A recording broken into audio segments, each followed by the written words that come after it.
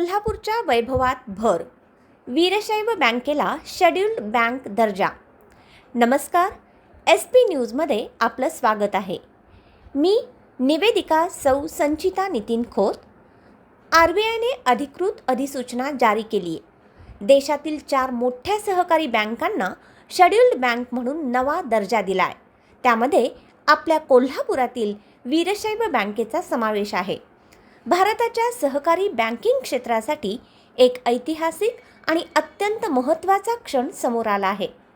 भारतीय रिझर्व्ह बँकेने वीरशैव बँकेसह देशातील 4 प्रमुख नागरी सहकारी बँकांना थेट शेड्यूल्ड बँकेचा दर्जा बहाल केला आहे. या संदर्भातील अधिकृत अधिसूचना भारताचे राजपत्रमध्ये प्रसिद्ध करण्यात आले आहे.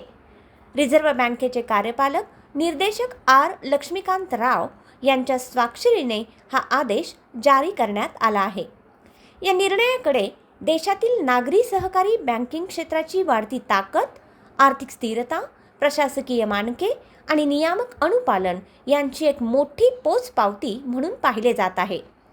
हा निर्णय 8 मे 2026 रोजी मुंबईतून जारी करण्यात आला होता, ज्याची अधिकृत प्रसिद्धी 20 मे 2026 रोजी केंद्र सरकारच्या विशेष राजपत्रामध्ये करण्यात आली आहे.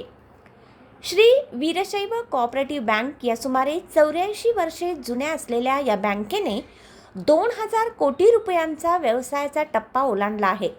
या निर्णयामुळे पश्चिम महाराष्ट्रातील सहकार पंढरी मानला जाणाऱ्या कोल्हापूर जिल्ह्यात आनंदाचे वातावरण आहे.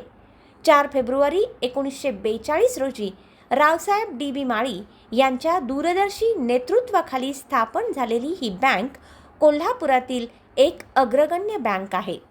सहकार, एकता आणि सामाजिक उत्थान या तत्वांना आदर्श मानत बँकेची वाटचाल सुरू आहे.